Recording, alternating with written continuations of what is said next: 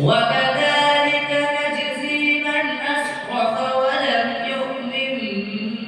بآيات ربه ولعذاب الآخرة أشد وأبقى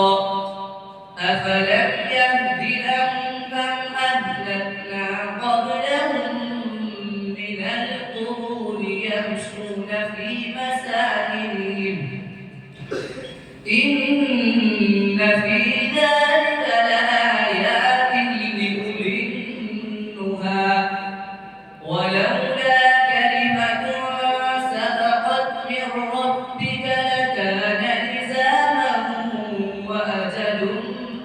مسمى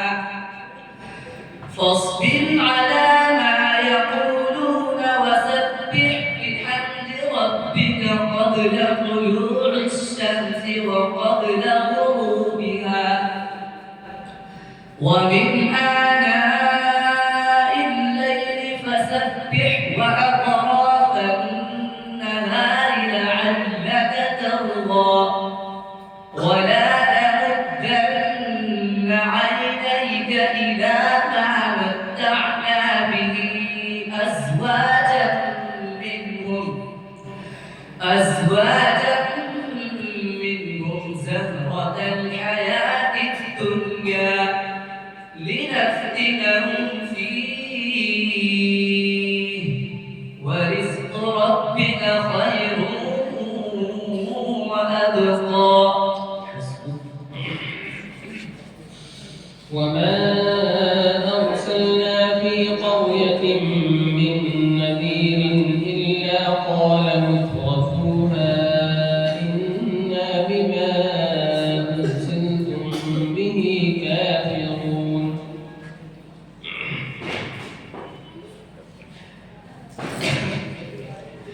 وما أرسلنا في قرية من نذير إلا قال مترفوها إنا بما أرسلتم به كافرون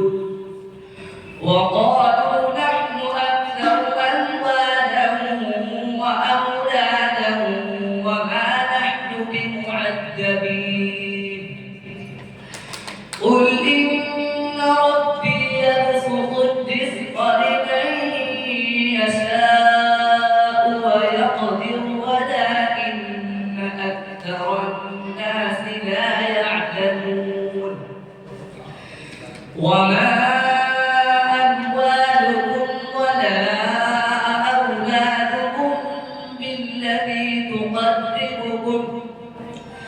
بالتي تقربكم عندنا زلفى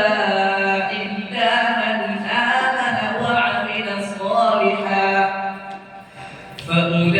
فأولئك لهم جزاء الضعف بما عملوا وهم في الغرفات آمنون والذين يسعون في آياتنا معاجزين أولئك في العذاب محضرون قل إن ربي يبسط الرزق لمن يشاء من عباده ويقدر له وما أنفقتم من شيء فهو يخلفه وهو